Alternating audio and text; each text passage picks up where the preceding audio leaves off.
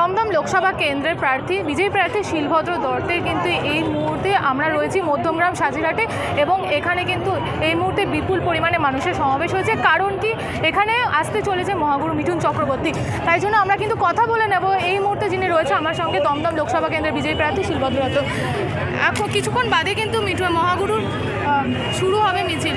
কিরকম উচ্ছ্বাস দেখতে পাচ্ছেন সাধারণ মানুষের? আপনারাই তো দেখতে পাচ্ছেন মানুষের উচ্ছ্বাস, মানুষের উপস্থিতি, মায়েদের উপস্থিতি রাস্তায় এসছেন এবং মিঠুনদাকে বাদ দিয়ে আমিও এগিয়ে গেলাম মানুষের, তাদের উচ্ছ্বাস দেখলাম।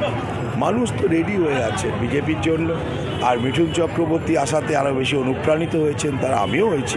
কারণ মিঠুনদার মতন একজন মহানায়ক, বাংলার গর্ব, যদিও মমতা ব্যানার্জি ওনাকে গর্ব ভাবেন না, তাই এখানে যখন ফিল্ম ফেস্টিভ্যাল হয় তখন বাইরে থেকে ধার করে আনতে হয়, মিঠুন চক্রবর্তীকে আনা যায় না।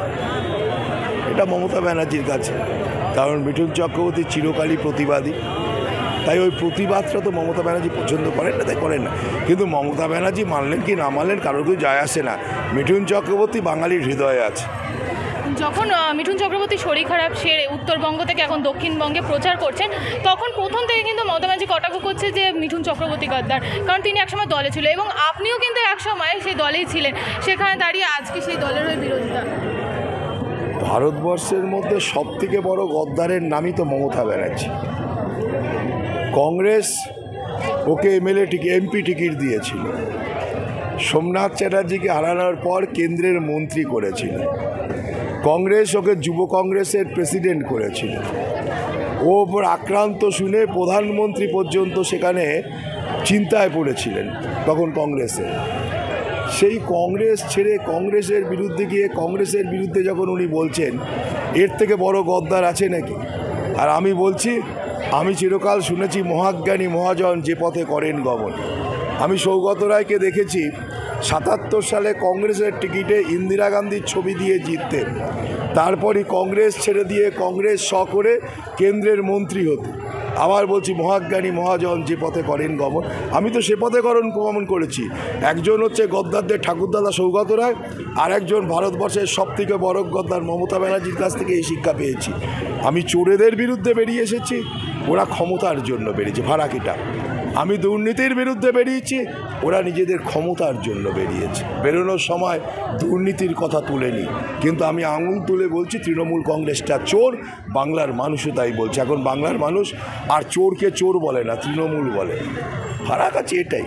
আমি যদি গদ্দার হই, একজন গদ্দারের ঠাকুরদাদা আর একজন গদ্দারদের রানী। দমদম লোকসভা কেন্দ্র নিয়ে কিন্তু উনি প্রথম থেকে শিওর যে উনি তৃণমূলে জিতবে, কিন্তু বিভিন্ন জেলায় উনি 1 থেকে 2 বার গেছেন প্রচার করতে, কিন্তু দমদম লোকসভা কেন্দ্রে বিভিন্ন বিধানসভায় তিনি বারবার তাকে 5 বার আসছেন, 7টা বিধানসভায় 5 বার আসছেন। কোনোটায় 2000 লোকের মিটিং, কোনোটায় 700 লোকের মিছিল। মঞ্চে দাঁড়িয়ে নিজেই বলছেন আমাদের মিটিংগুলো ঠিক ভালো হচ্ছে না। আর খড়দার মঞ্চে দাঁড়িয়ে সৌগত রায় প্রতিদিনই প্রায় আসেন কেন্দ্রে, বলতে গিয়ে বলেছেন শ্রাদ্ধ বাড়ি আসেন, অন্নপ্রাশনে আসেন, বিয়ের নেমন্তন্নে আসেন, কাজে আসেন, একবারও বলেনি। আমি বুঝতে পারলাম না সৌগত রায় সাংসদ না ক্যাটারার, প্রত্যেক নেমন্তন্ন বাড়িতে আসছেন। উনি কি ক্যাটারিংয়ের দায়িত্ব নেন নাকি খাবারের টেস্ট করতে আসেন? উনিই বলে দিয়েছে, মুখ্যমন্ত্রীই বলেছেন তার এমপি কাজের জন্য আসেন না, খেতে আসেন। তা খাবার মানুষের বাড়িতে খেতে আসে, খান, কাজে তো আসেনি। তাই যে মানুষটা অপদার্থ তাকে মানুষ অপসারণ করবে, তারপর ভালো লাগলে নেমন্তন্ন করবে, আসবেন, খাবেন, খাক না, ভালো তো, আরও বেশি দিন খাবেন। শেষ প্রশ্ন, আপনি কিন্তু বারবার বলছেন বিজেপি এবার দমদম লোকসভা কেন্দ্র থেকে জিততে চলেছে, সমীক্ষা বলছে, তাহলে আপনি দ্বিতীয় এবং তৃতীয় পদে কাকে রাখছেন? আপনি যদি প্রথম, আমি এক দেখি, আমি সনাতনী সংস্কৃতির মানুষ, তো আমি আমাদের যে আধ্যাত্মিকতার ব্যাপারটা দেখি, তো তাই আমি পাখির চোখ দেখি, আশেপাশে কতগুলো মাছ আছে দেখি না, যে পাখিটা আছে ওই যে মাছটা আছে ওই মাছটার দিকেই তাকিয়ে থাকি। অন্য কোন মাছ কি মাছ বাইরে ঘুরছে, কে 1-এ থাকবে কে 2-এ থাকবে আমার দেখার দরকার নেই। আমি ওই মাছের চোখটার দিকে তাকিয়ে আছি, কারণ আমি জানি নরেন্দ্র মোদী ওই মাছটাকেই বধ করবেন, মানুষ ওনাকেই জেতাবে।